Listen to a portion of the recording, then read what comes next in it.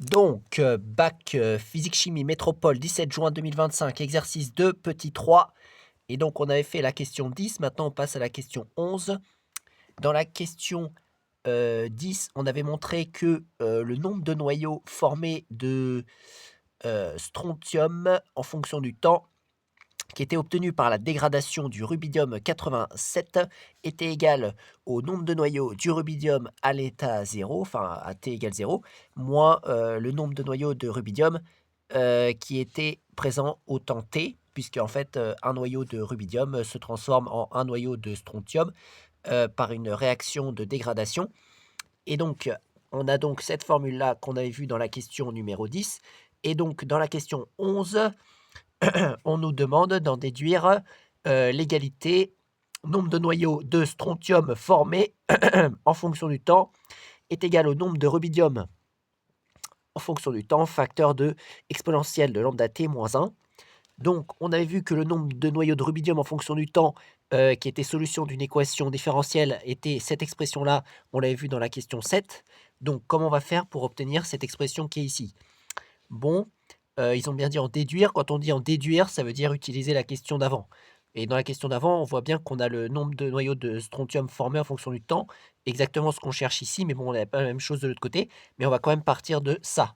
Donc, c'est-à-dire qu'on a N, SR formé, on reprend ce qu'on a trouvé dans la question 10, en fonction du temps, égale N, RB, 0, moins N, R. B de T. Donc ça, c'est ce qu'on a trouvé dans la question 10. Maintenant, comment on fait pour trouver cela en fonction de NRB de T? Bon, bah, moi, je vois qu'il y a déjà NRB de T ici. Donc celui-là, je pense qu'on ne va pas y toucher parce qu'on le veut. Là, ici, on a NRB 0. Donc celui-là, par contre, il va devoir partir parce qu'il n'est pas là. Et on a une relation qu'on a trouvée dans la question 7 avec ces deux expressions-là. Donc, on va utiliser certainement cela. Et donc, par conséquent, comment on fait? On va, en fait, isoler NRB0 et l'exprimer en fonction de NRB de T, comme ça on pourra le remplacer ici.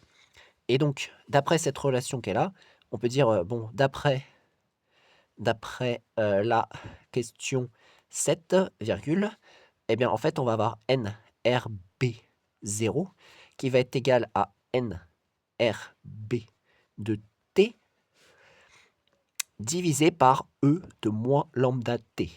Pourquoi? Bah parce que, en fait, ici, on divise des deux côtés par E de moins lambda T, et le E de moins lambda T se supprime et il passe au dénominateur ici, donc c'est pour ça qu'on obtient cela. Donc, nous allons donc remplacer cela, on va remplacer NRB0 par NRB de T sur E de moins lambda T. Ça va donner NRB de T sur E de moins lambda T moins NRB de T. Voilà.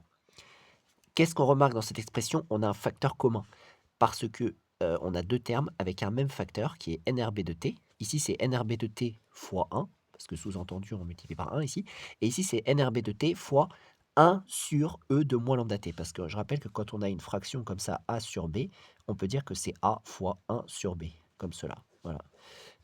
Donc ici, c'est ce qu'on a bien ça. On a NRB de T fois 1 sur E de moins lambda T. Par conséquent, je factorise par NRB de T. Ça va être en facteur donc de ce qui reste pour le premier terme, c'est-à-dire 1 sur E de moins lambda T, parce que je rappelle que ça, c'était ça fois ça, moins, et là, il va rester juste 1. Voilà. Si on redéveloppe ça, on retrouve ce qui est en haut. Bon, alors, est-ce qu'on est arrivé à ce qu'on voulait? Pas tout à fait. Mais je rappelle également une formule de puissance qu'il faut connaître bien comme il faut, qui dit que quand on a 1 sur A puissance B, c'est égal à A puissance moins B. C'est-à-dire qu'en fait, quand on fait en fait l'inverse, on met un moins en exposant et ici, donc, ou alors on change le signe, c'est-à-dire qu'on va faire moins lambda t. Donc ça va donner NRB de t, facteur de E de moins lambda t, moins 1. Et quand il y a deux moins qui suivent comme cela, dans un calcul, ça donne plus. Donc ça donne NRB de t, facteur de E lambda t, moins 1. Voilà, et donc ça c'est NSR, strontium formé de T, qui est égal à nombre de noyaux de strontium en fonction du temps, facteur de cette parenthèse, comme il nous demandait dans la question numéro 11. Donc voilà pour la question numéro 11 du bac physique-chimie métropole 17 juin 2025. Exercice 2, petit 3.